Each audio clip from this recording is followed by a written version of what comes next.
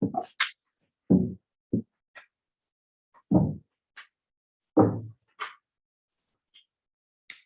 Coach, starters, how does it feel to be a winning NBA head coach? Feels good.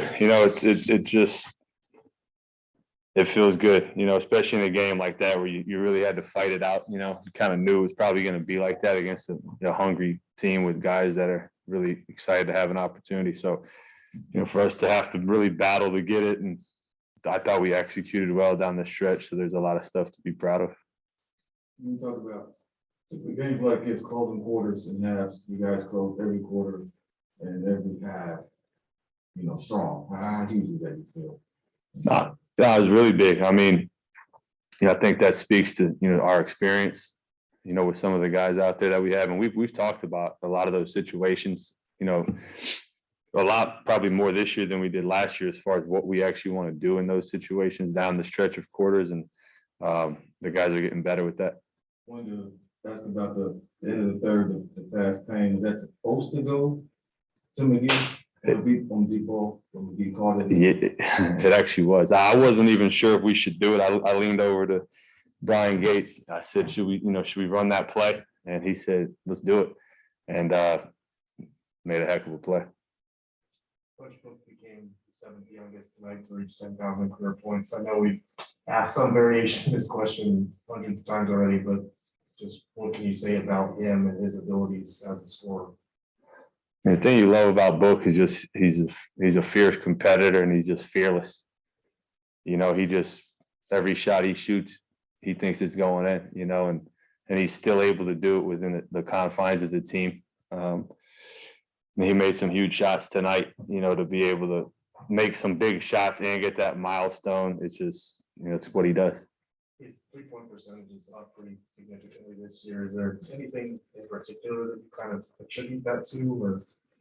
I think he's cut out a couple of poor shots from three that weren't helping his percentage.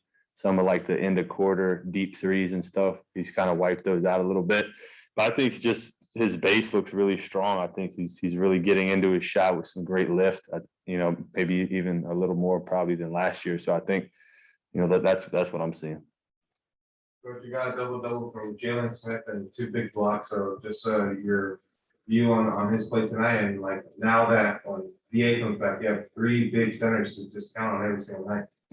Yeah, no, he's again, and we've talked about this, since I've been sitting up here, but because he has gotten the opportunity and he sees the moment, but he's got a nose for the ball. To your point on the blocks and the rebounds, just anytime he's around the basket, he's got a real nose for the ball. And I thought you saw that tonight. And, to be able to have guys you can plug and play, is a luxury, especially given the situation that we're in, league wide, to have guys you can plug in and they can, not only how many minutes did he play? He played, 25 minutes and get you 14 rebounds and 11 points. That's pretty impressive. Yeah. Coach, how much Jay and DeAndre talk on defense? Is there an adjustment period there for the other starters to get used to other voices, or just like the things that they normally communicate not being there necessarily? Yeah, I think that's one thing we're definitely missing is just kind of those anchors behind everything. Jay is so smart, understands game plans and coverages, probably better than anyone I've ever coached personally. So we definitely missed that. And DA, I think, is underrated in terms of his defensive IQ, and then just his ability to cover up so much ground. Like I think we've seen it in the last 2 games, right? Steven Adams was able to, give us problems. And then tonight they were driving the ball to the basket so fiercely. I mean, they had 32 points in the paint in the first half, and then they only ended up with 50. But, when you're missing key guys, you really realize a lot of the things that they bring to the table. Do you think that's the type of thing where, I'm sure you notice this on the bench, when like Frank or Dario is going to mention things that they see? Do you think it's even noticeable not having them on the bench and just having them at home? Yeah, for sure. I mean, like I said with Jay, he's like, I know Chris a lot of times gets called a coach on the floor, but Jay very much is as well, especially defensively. So absolutely, we missed that. It's invaluable. You asked earlier before the game about Cameron Payne and what he brings in this again tonight.